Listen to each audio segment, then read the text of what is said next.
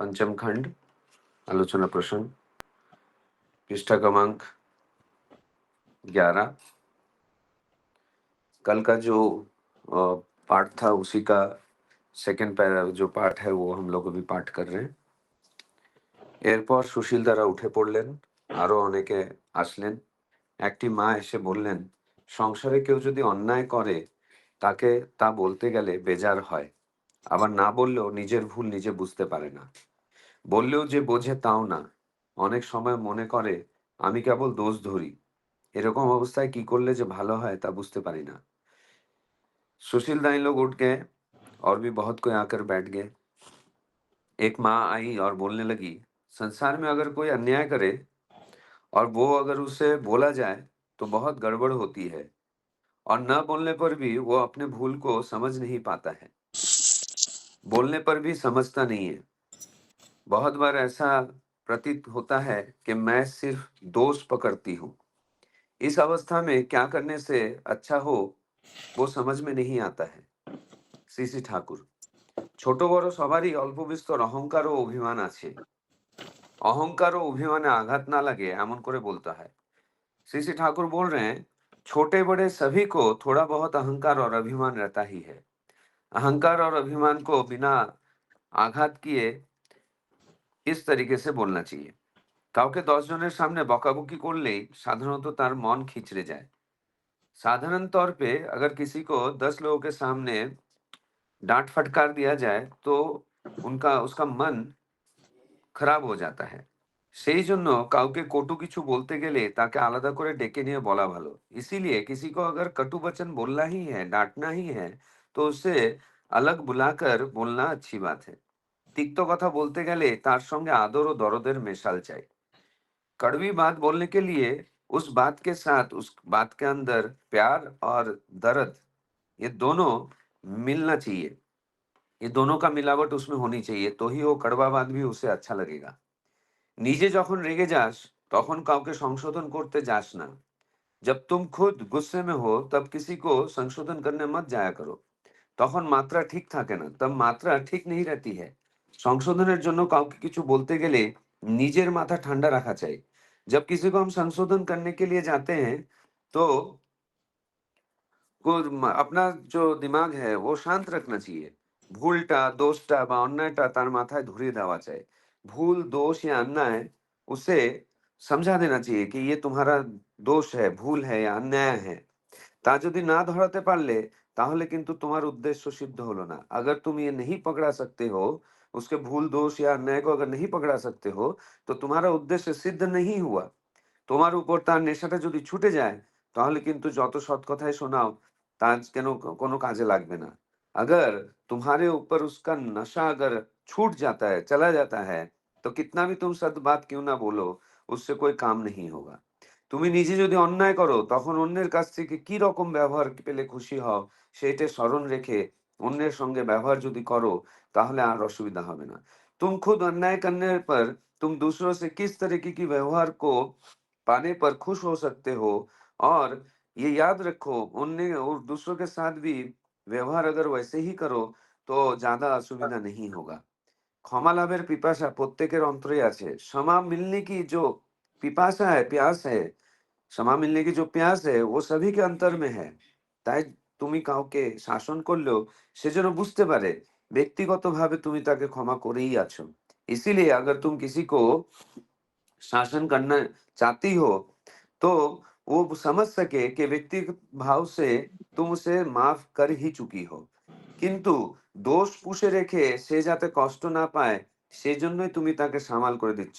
लेकिन दोष पाल के रखने पर उसे कष्ट ना हो इसीलिए तुम उसे संभाल रही हो, डांट रही हो। এই বুঝটা যদি তার থাকে তবে তোমার খুশির জন্যই সে নিজেকে ঠিক করে নেবে। अगर ये समझ उसे रहा कि दोष पाल के रखने पर उसे कष्ट होगा और इसीलिए तुम उसे डांट रही हो, ये अगर वो समझ जाए तो तुम्हारे खुशी के लिए ही वो खुद को ठीक कर लेगा। जय गुरु।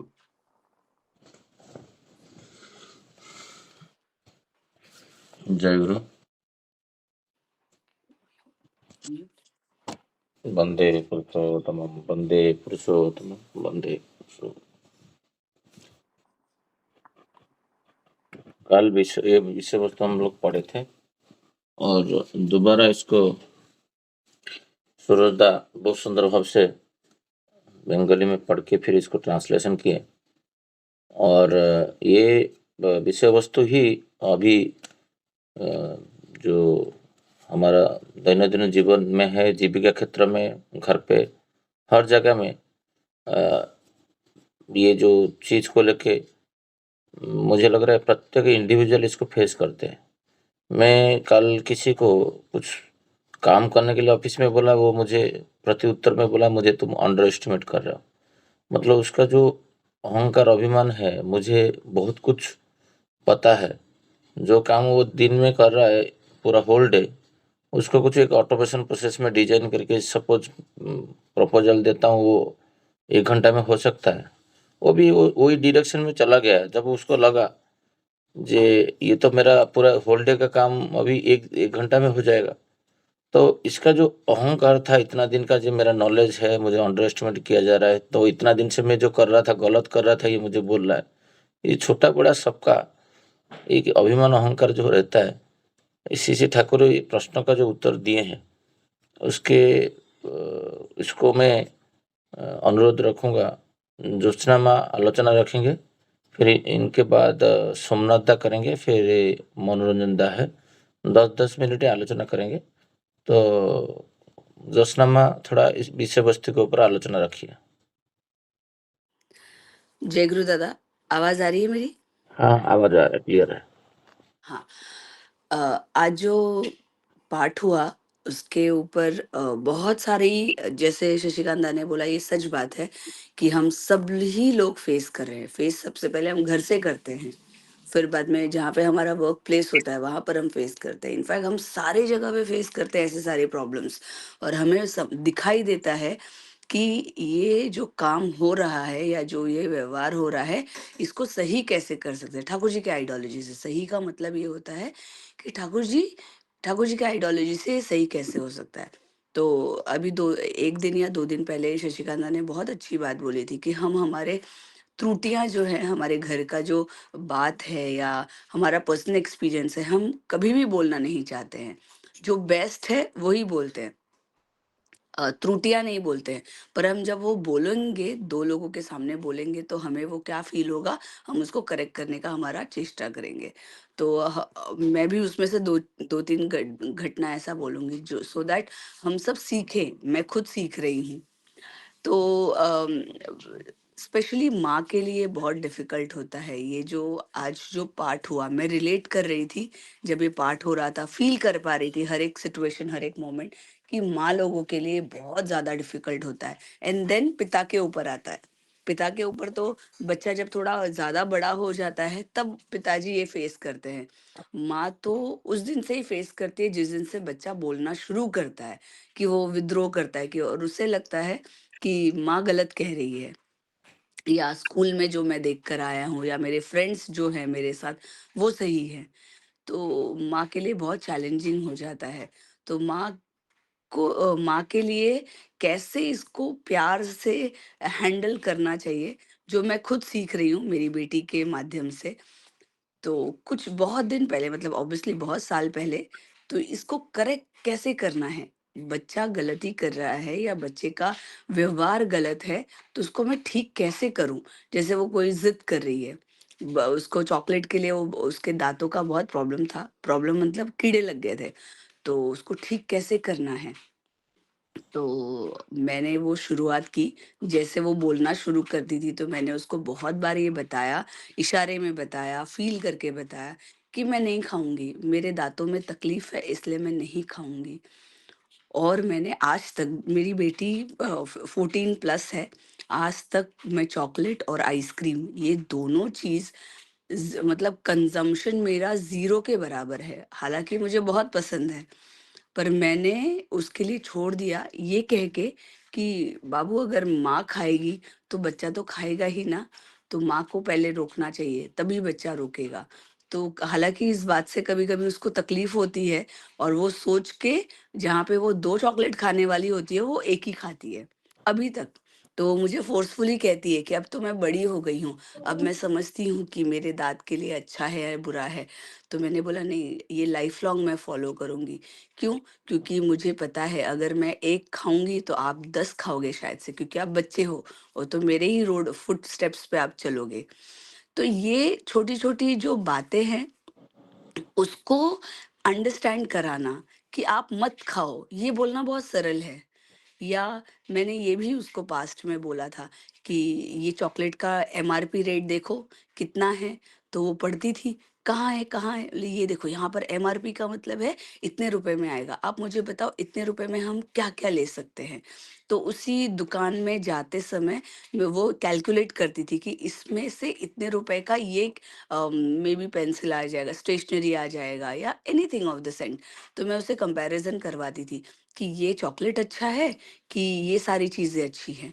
तो ये सारी चीज़ें बात करते-करते उसके दिमाग में वेव ऑफ हो गया कि नहीं, माँ जो कह रही है वो सही कह रही है। उसका भी मन हो गया रह गया और मेरा भी मन रह गया। तो ये छोटी-छोटी चीज़ों को हैंडल कैसे करना है, क्योंकि बहुत बार ऐसा होता है कि हम फीमेल्स हम बहुत चिढ़ जाते हैं, हम बहुत सारी बातें हमारे दिमाग में चलती रहती है। तो बच्चों के साथ हैंडल करना, ये एक अलग वे में हम जाके ना फिर डाँटना और फिर वो मारने पे आ जाता है। तो डाँट मार के नहीं, हमको 2 मिनट पॉज़ लेके हमको ये सोचना चाहिए कि बच्चे के साथ बच्चा बन के हमको कैसा बिहेव करना चाहिए। ये सारी चीज़ें हैं। दूसरी मैं बताती हूँ, उसको स्टेशनरी का बहुत फैंटेसी है। जैसा कहते हैं ना कि हमें अभाव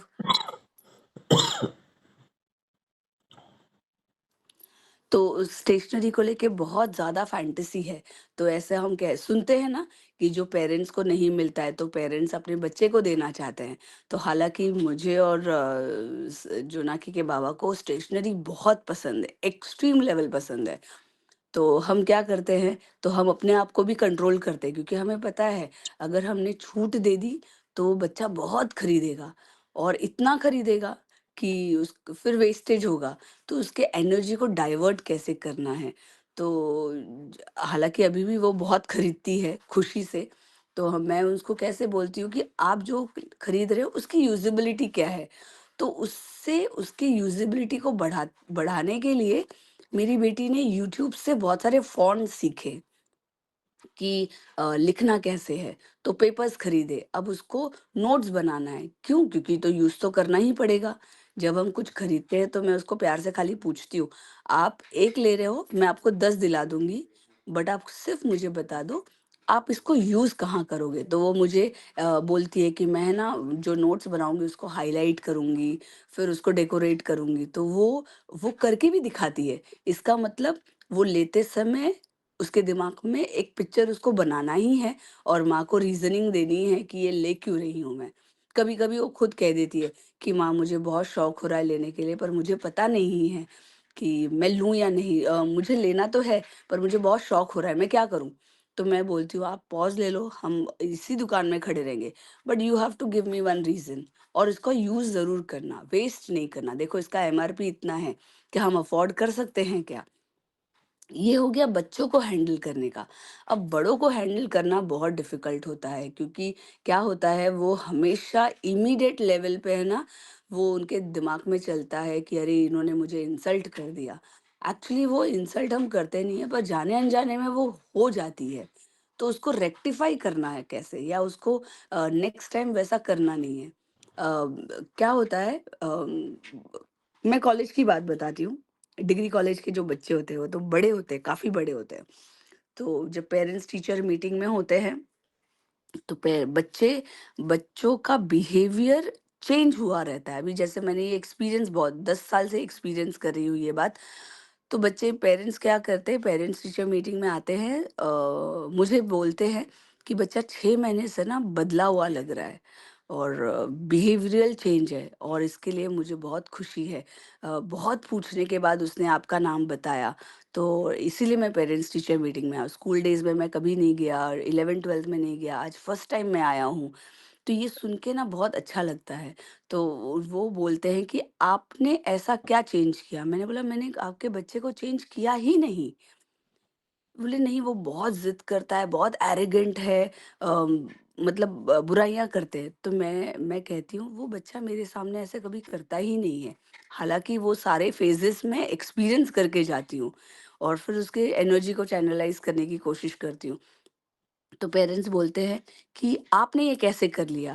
बोले कि नहीं, आप बच्चे के सामने बच्चे की बुराई कर रहे हैं, ये आपका बच्चा है, आपको उसकी बुराई कभी नहीं करनी चाहिए। बहुत बार ऐसा हुआ है कि पापा एक पिता को कैसे होना चाहिए, एक माँ को कैसा होना चाहिए, ऐसा ठाकुर जी के आइडियोलॉजी पे बोलने के बाद उनको बुरा नहीं लगे के बहुत बार ऐसा हुआ है कि पेरेंट्स रो दिए हैं और उन्होंने अपने बच्चे को भी सॉरी बोला है कि हाँ, यहाँ-यहाँ मेरी गलती हुई है। और ये मेरा पर्सनल एक्सपीरियंस बोल के कि सर मैं मेरी बेटी है, मैं मेरी बेटी के साथ ऐसा नहीं करती हूँ, व्यवहार नहीं करती हूँ। मैं आप मुझसे बड़े हैं और माफ़ी है इसके लिए। मुझे ज्ञान नहीं है, मुझे नहीं पता है कैसे बिहेव करना है, मुझे आपसे भी सीखना है, पर ऐसा आपको नहीं करना चाहिए। तो ये सुनते ही पर्सनल में मतलब स्टूडेंट, पेरेंट और मैं, हम तीनों ही बहुत बार ऐसा देखा है कि स्टूडेंट और पेरेंट दोनों जन गले पकड़ के खूब रोए हैं और बोले हैं कि अरे हम दोनों की मिस्टेक हो गई है। बहुत सालों से बच्चे लड़के ने बात नहीं किया अपने पिता से। बच्चे ने पिताजी का पैर छू के माफी मांगी है। तो वो कैसे हुआ है ये मुझे पता है कि पेरेंट्स टीचर मीटिंग में इतना बोलते हैं ना, एक बहुत बड़ा प्रॉब्लमेटिक आर्ग्यूमेंट हो सकता है। तो उसको कैसे हैंडल करने के बाद बहुत बार ऐसा होता है कि पेरेंट्स बहुत लाउड होते हैं और फिर उनको मैं मेरे पर्सनल एक्सपीरियंस से बोल के मैं सॉरी होती हूँ, आप गुस्सा मत कीजिए, ये सारी बातें बोल के जब उनको रियलाइज होता है अरे एक टीचर ऐसा बोल सकता है, ऐसे कैसे हो सकता है? फिर उन्हें रियलाइज़ होता है कि नहीं, हाँ, उनकी गलती किधर है। तो ये 2-3 एक्सपीरियंसेस हैं जो मैंने आपके साथ बताई। शशिकांत, आप इस श्रृंखला को आगे लेके चलिए। जय गुरु।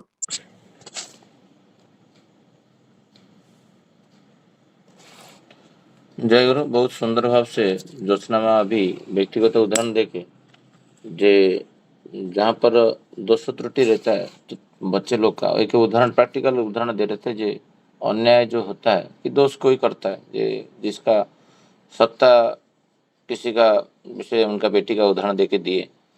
उनका जीवन का वही जो कभी ये शरीर तो शिवग्रह है, तो उनका दांत का जो उदाहरण देके बोल रहे थे, जो वो खुद उसको उदाहरण बने, नहीं खाए कंटिन्यूस। जैसे उस दिन श्री ठाकुर जी उदाहरण दिए थे, जो प्रवृत्ति के ऊपर नियंत्रण करने के लिए मैं 3 साल तक रसगुल्ला नहीं खाया था। और रसगुल्ला जो एक पहला दिन वो कैसे तूर दाल का खेती में समय बिताई किए, फिर नेक्स्ट डे झगड़ा किए थे दूसरा व्यक्ति के साथ, कि वो वही कॉम्प्लेक्स से ये करने के लिए। तो अन्याय यहाँ पर जो बात हो रहा था, जो दूसरा का अन्याय जो होता है उसको कैसे उपस्थापना करें और उसका ऑब्जेक्टिव होना चाहिए। उसका जो दोष है, वो जो दोष त्रुटि वो कर रहा है, उसको उससे मुक्त करना, वही ऑब्जेक्टिव होना चाहिए। इसीलिए बहुत ठंडा दिमाग चाहिए, श्री ठाकुर जी बोल रहे।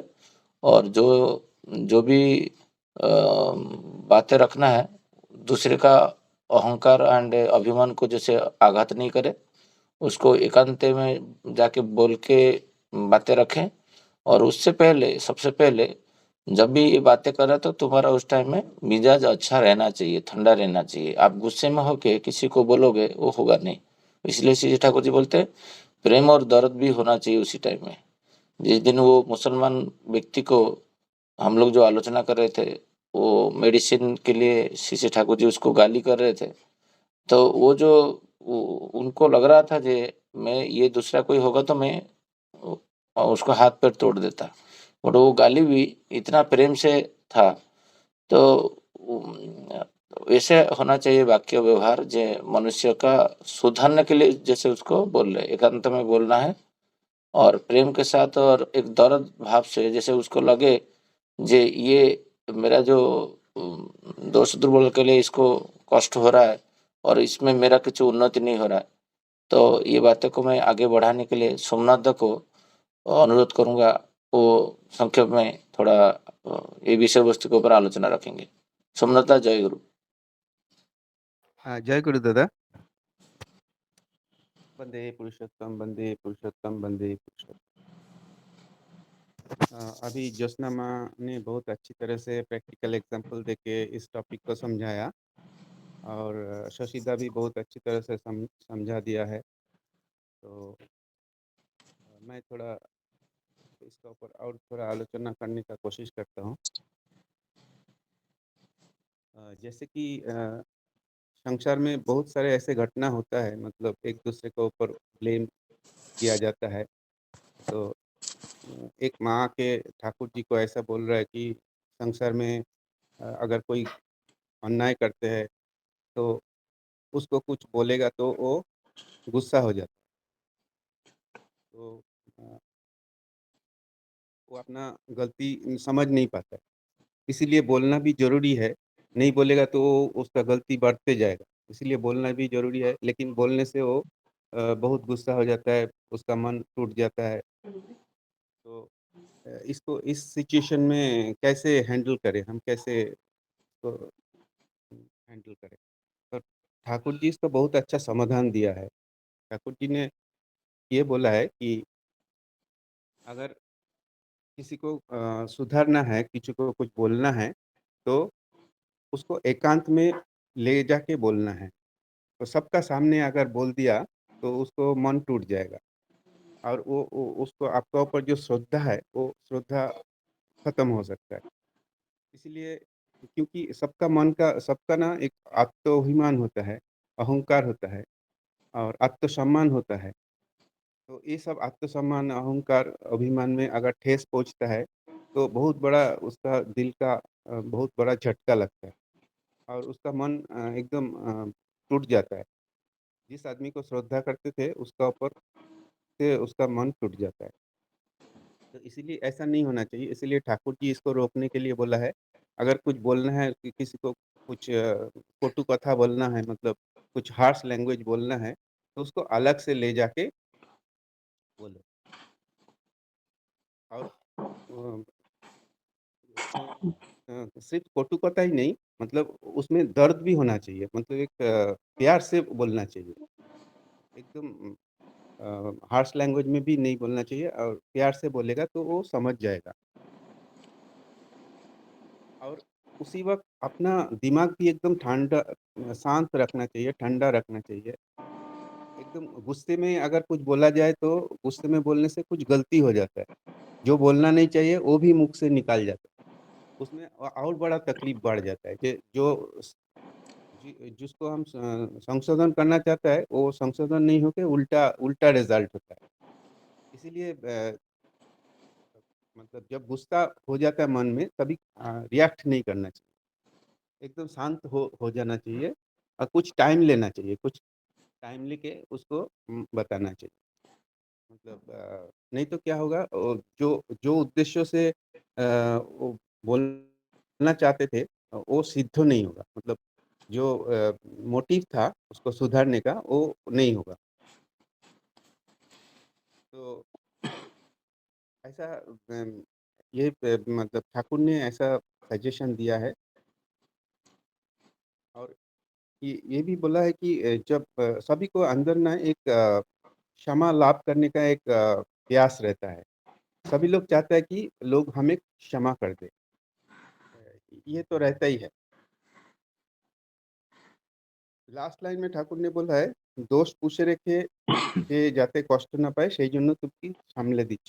मतलब तुम जो उसको सुधार रहे हो, तो ये इसलिए सुधार रहे हो क्योंकि उसका अंदर जो दोष है, वो दोष उसका अंदर नहीं रहे।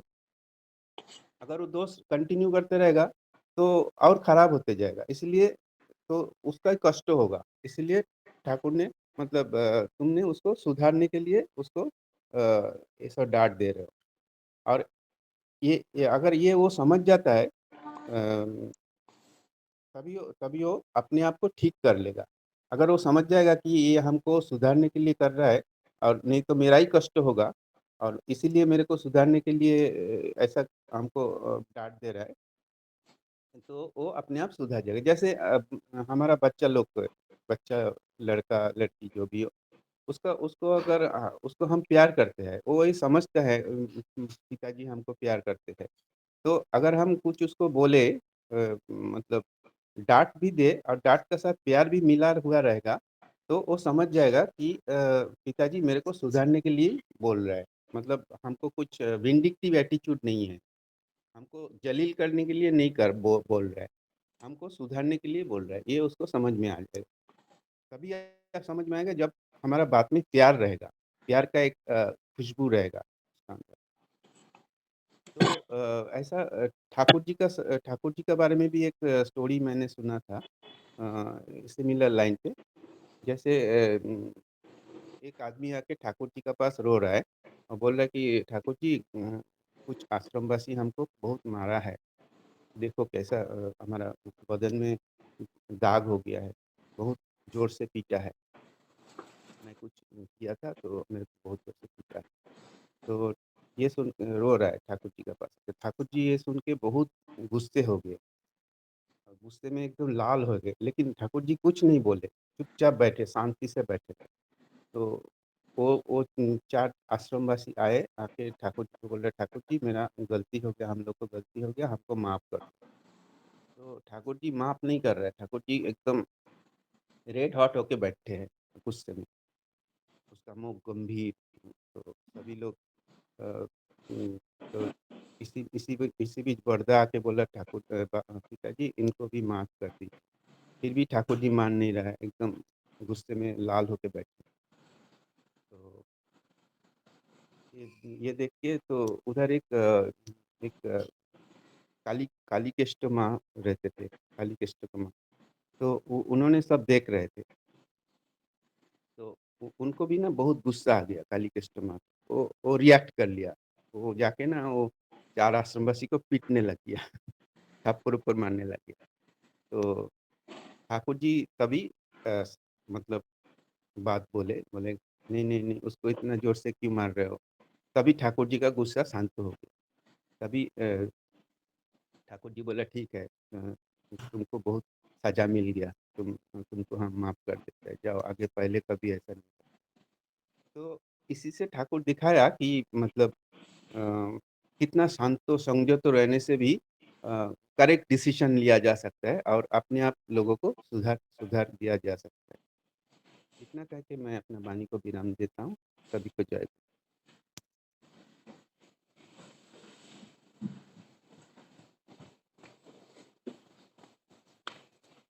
जय गुरु। सोमनाथ दा खूब सुंदर भाव से उनका ये विषय संबंध में आज आलोचना रखें उदाहरण के साथ। मैं मनोरंजन भाई को अनुरोध करूंगा वो ये विषय संबंध में थोड़ा आलोचना रखेंगे। जय गुरु। जय गुरु, आलोचना रखिए।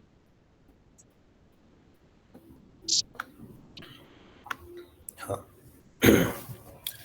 तो आज का जो आलोचना प्रसंग है, एक माँ ने आके बोल रही है कि परिवार में किसी का अगर गलत होता है तो उसे मतलब बोलने से कैसे बोले, अगर बोले भी तो कभी कभी उनको समझ ही नहीं आता है, वो गलत करते हैं। अगर बोले भी तो और गुस्सा होता है, सिचुएशन और खराब होता है। तो ठाकुर जी बोलते हैं ना, ये सभी का साथ है। मैं देखा हूं, जैसे पहले ही बोले ठाकुर जी कि छोटे बड़े सभी में थोड़ा बहुत तो अभिमान और अहंकार है। इवन मैं खुद का फैमिली में मेरा 5 साल का बेटा मैं देखता हूँ, अगर घर में आके कुछ भी डांटू, उसका माँ इतना मारती है, कुछ रिएक्ट नहीं करेगा, मतलब मजे में ले लेगा, नहीं तो फिर थोड़ा बहुत रिएक्शन करेगा। अगर वही चीज अगर बाहर किसी उसका फ्रेंड से पूरा खेल रहा होगा किसी के साथ, शायद वहां पे कुछ डांट लो, छोटा सा डांट लो, मतलब मारो भी ना, कुछ मत डांट लो, ये गलत मत करो, तो उसका रिएक्शन इमीडिएटली उसको मतलब उसका टेम्परमेंट देखोगे ना, उसको चेंज ही हो जाता है। तो इतना छोटा बच्चा 4-5 साल का 6 साल का बच्चा में भी मतलब इतना अहंकार है। मैं सोचता हूँ ये अहंकार ना हर चीज में है, हर जीव में है, हर प्राणी में है। तो ठाकुर जी जैसे बोल रहे हैं, जैसे हम लोग किसी को अगर कोई किसी ने गलत किया है उसको सुधारने जा रहे हैं, पहले तो जो टॉपिक था सुधारने, ये झगड़ा करने का टॉपिक नहीं था। तो उसको गलती है उसको सुधारने में जाओ तो आपका टेम्परामेंट कैसे होना चाहिए, आपका माइंडसेट कैसे होना चाहिए। आप अगर गुस्से में होके हम सुधारने जाएँगे, तो कुछ फल नहीं मिलेगा। और मतलब मैं गुस्सा हूँ, वो ऑलरेडी गुस्से में है, कुछ खराब कर रहा है, उसको मैं गुस्सा होकर बोलूँगा, "ए, तू खराब कर रहा है, ये कर रहा है", डाँट लूँगा, तो उसका जो असर होना चाहिए था ना, वो नेक्स्ट टाइम जैसे मैं मतलब क्या करना चाहता था कि मैं यही चाहता था कि नेक्स्ट टाइम वो गलत ना करे। तो उसको सुधारने के लिए गया हूँ कि उसका जो भी गलतीपन है, वो सारा कट जाए। तो नेक्स्ट टाइम उसको समझ में आ जाए कि वो गलत कर रहा है, तो गलत काम नहीं करेगा। बट वो उसको करने के लिए मैं अगर मेरा टेम्परामेंट सही नहीं रखूँगा, मैं अगर गुस्सा होके उसको ये सब जाके बोलूँगा, उसका जो अहंकार है, वो अलाउ नहीं करेगा।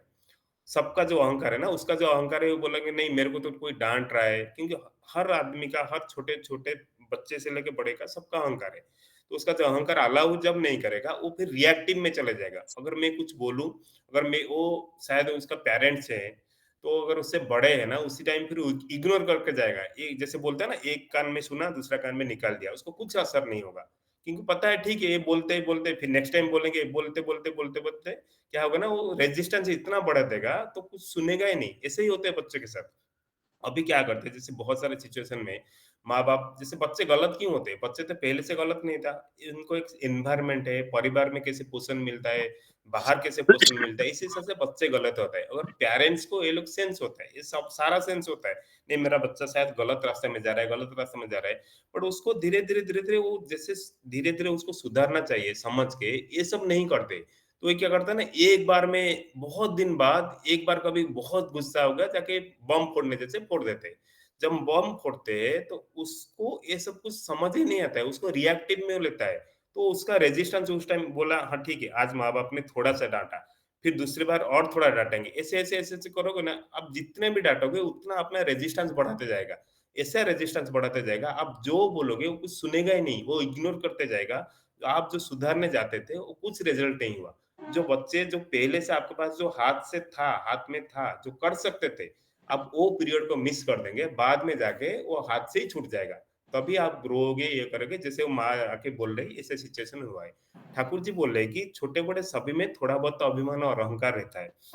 इसे इस तरह से कहना होगा कि अभिमान और अहंकार को ठेस ना पहुँचे।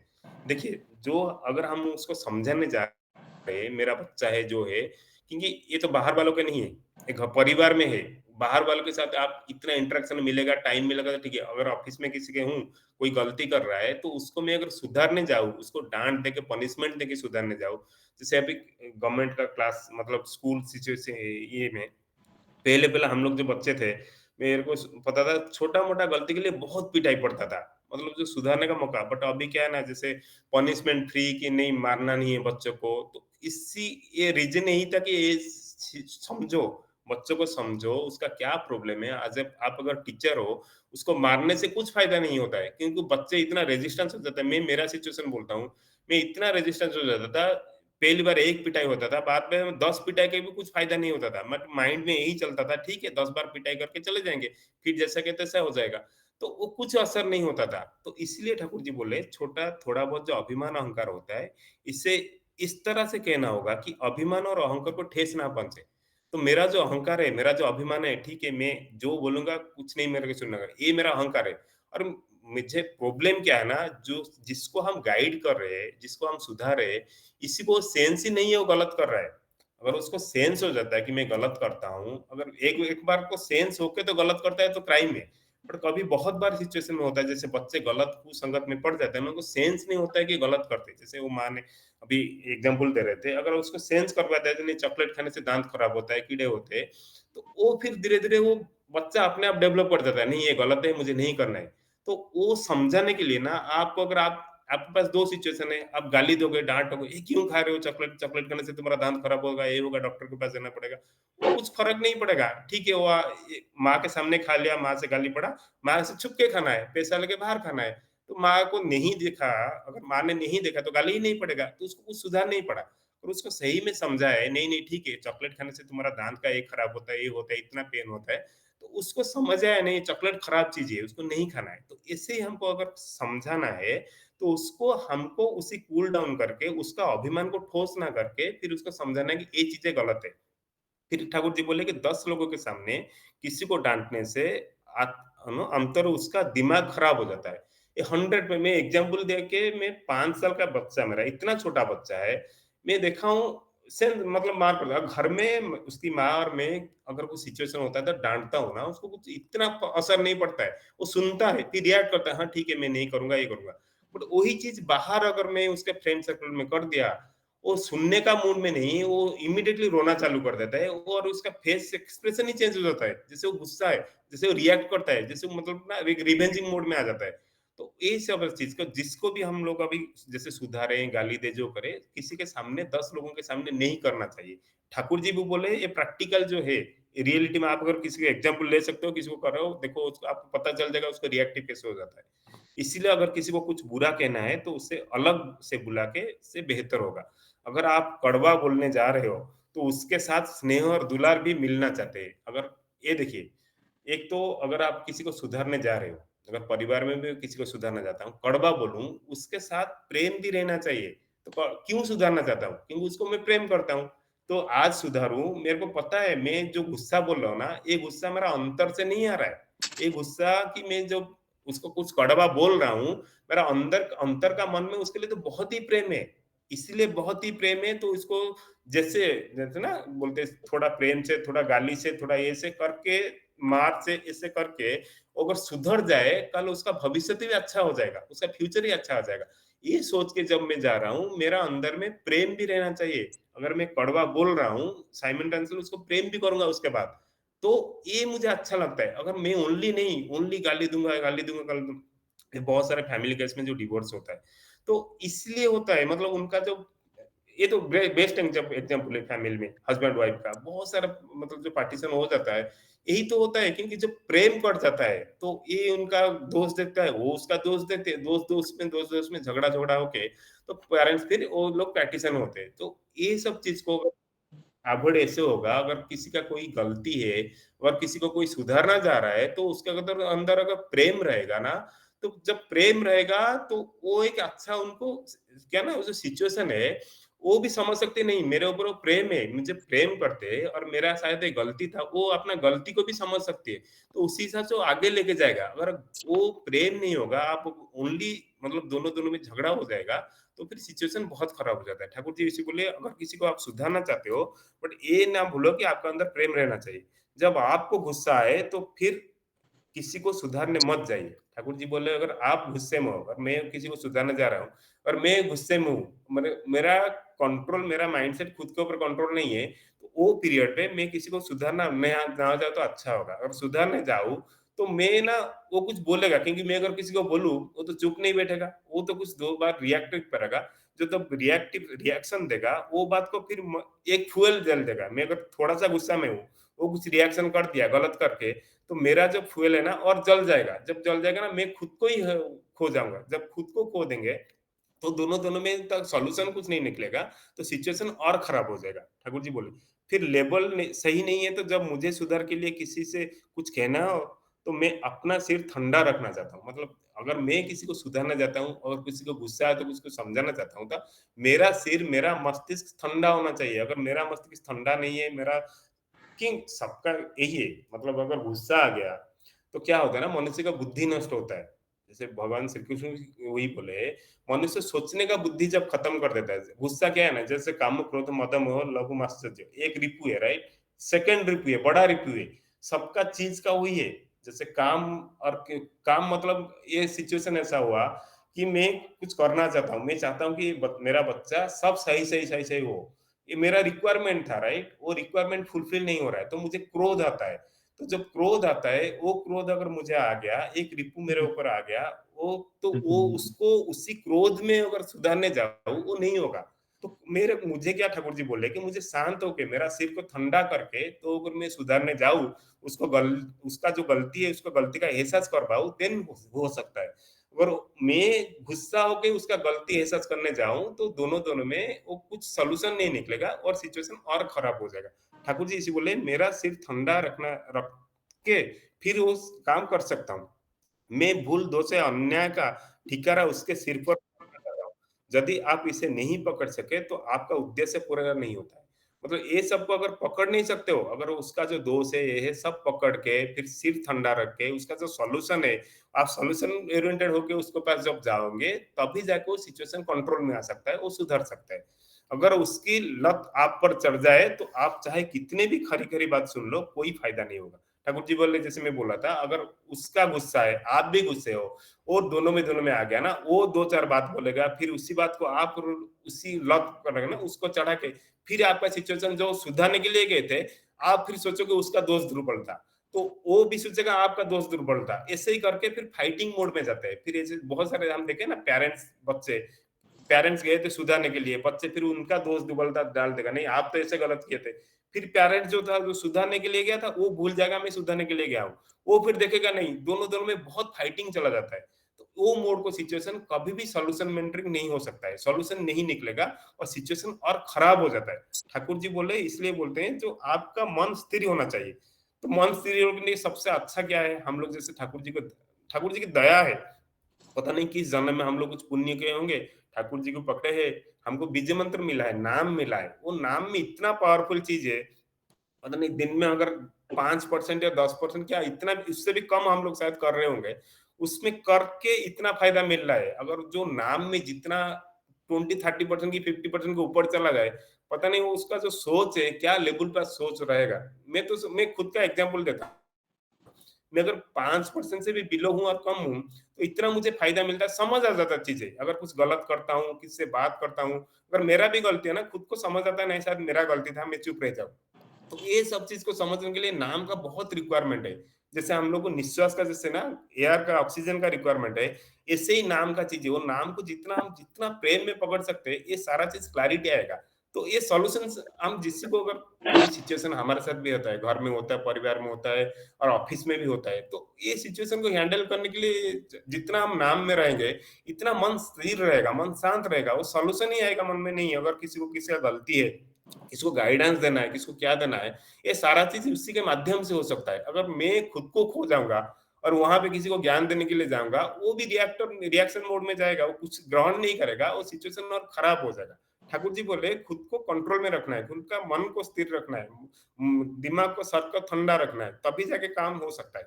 यदि आप स्वयं गलत करते हो तो दूसरे के किसी प्रकार का व्यवहार पाले तो खुश रहे, लेकिन यदि आप उससे याद रखे तो दूसरे के साथ व्यवहार करें, फिर कोई कठिनाई नहीं रहेगा। जैसे ठाकुर जी बोले आप खुद के ऊपर एग्जाम्पल ले लो। हम लोग भी ऐसा है कि सारा मनुष्य जो बोल रही है कि मैं भी जो बोल रहा हूँ, मैं तो ऐसे हर टाइम करेक्ट नहीं होगा, मैं भी कभी गलत किया होगा। तो मेरे साथ कैसा व्यवहार, कोई मुझे समझा था और खुशी रहोगे, मतलब प्यार करके जो समझा होगा, वो मेरे दिमाग में रहना चाहिए। अगर मैं इसी एग्जाम्पल को लेके मैं खुद ठीक हो गया, तो उसी एग्जाम्पल में मैं दूसरों को भी ठीक कर सकता हूँ। जब उसको गाली देता हूँ, उसको सही करने जाता हूँ और प्यार के साथ करता हूँ, वो चीज का काम करता है। अगर गुस्सा होकर करता हूँ, वो चीज काम नहीं करेगा। अगर ये दिमाग में रहे हर टाइम सबका, सब माँ बाप का, पिता का, तो चीजें अच्छा रहेगा। ठाकुर जी बोले जब आप गलती करते हो और आपको कोई समझाया प्यार के साथ, आप सुधर गए, तो उसी चीज का आप दूसरे के साथ जब इंप्लीमेंट करोगे, उस फायदा होगा। ठाकुर जी बोले हर किसी में क्षमा का प्यास रहती है। ठाकुर जी बोले हर किसी में क्षमा की प्यास होती है, मतलब सब कोई क्षमा कर सकती है, प्यास होती है।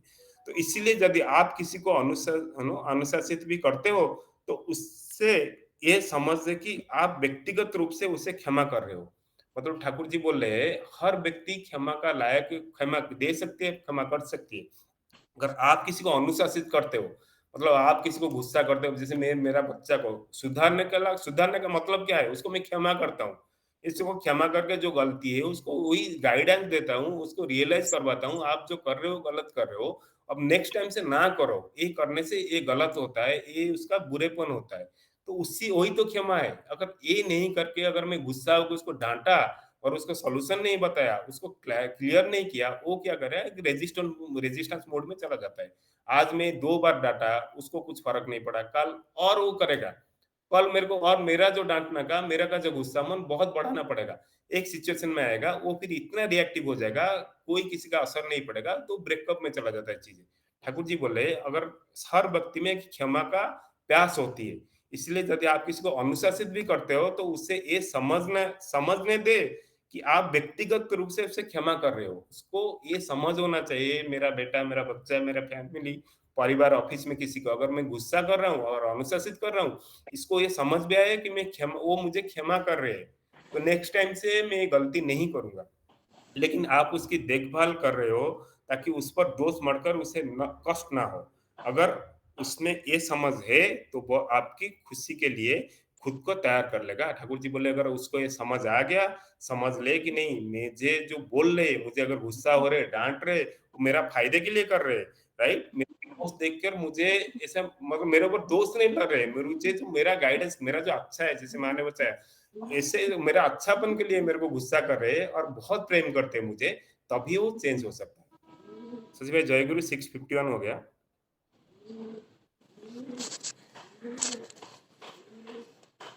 जय गुरु। मनोरंजन भाई अभी बहुत सुंदर भाव से आज के विषय वस्तु का आलोचना कर रहे थे। जे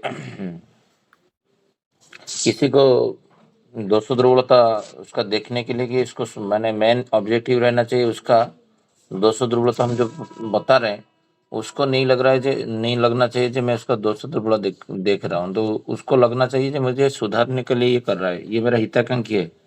और वही पॉइंट में श्री ठाकुर जी रखे हैं जे तो तुम्हारा प्रति उसका नशा छूट जाए तो तुम जितना बोलने से कुछ फायदा नहीं है, ये जो है उसके अंदर लगना चाहिए। वो पहला चीज है प्रेम और दर्द, ये भाव होना चाहिए।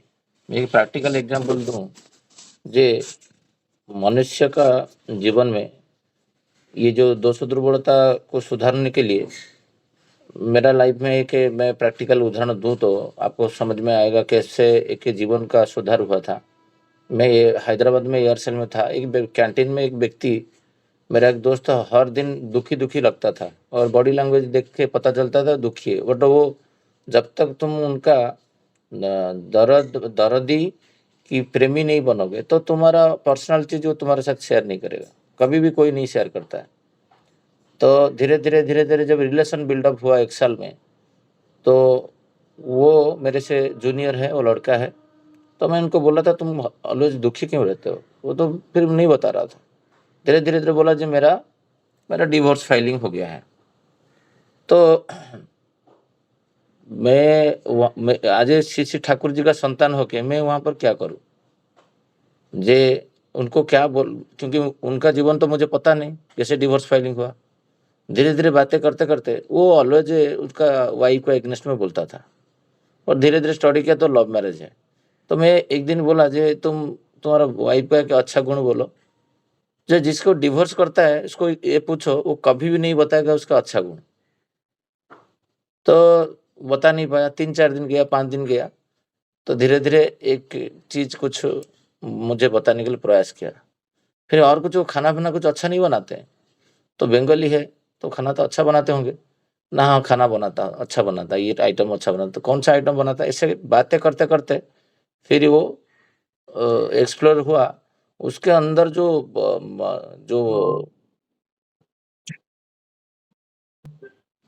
जे उसका मेरा कॉल आ रहा था, जे आप सोचो अभी टाइम कम है, मेरे को बातें अभी याद आ रहा है, जे वो व्यक्ति धीरे धीरे तरह उसका वाइफ का अच्छा गुण बोलने लगा। जब आपका अच्छे गुण आप धीरे धीरे बोलना शुरू करते हो, जे पूरा 100% जे ये खराब है, ये है, वो है, कलंकित है, और जो भी है जिसके कारण वो दे रहा है डिवोर्स, धीरे धीरे 5 बातें बोल के, 10 बातें बोल के, 20 बातें बोल के धीरे धीरे उसका जो प्रेम कहानी है वो जिसके लव मैरिज हुआ था वो फिर धीरे धीरे अच्छा बातें में चले गया। बातें करते हमारा तब हैदराबाद से मैं पुणे ट्रांसफर हुआ और मैं उसके साथ टचअप पे था। फिर जाके कोर्ट में वो डिवोर्स फाइलिंग रोका और दोनों साथ में थे। बाद में फिर क्या हुआ बहुत और अलग प्रसंग में वो गए, बट ये 2 साल 3 साल तक वो जॉइंटली फिर रुके। अब सोचो जे ठाकुर जी जो बोलते थे तुम्हारा जीवन में कोई आएगा मेरा उपस्थिति को अनुभव करेगा, जे हमारा जीवन हम कितना लोग का जीवन सुधार देंगे जे दोस्त। तो तब वही जो प्रेम है ना, जो उसका पत्नी के प्रति प्रेम जो मैं सृष्टि करने के लिए प्रयास किया, नहीं तो नहीं हो पाता वो डिवोर्स रोकना। तो ये क्या ये माँ बाप नहीं कर सकते हैं?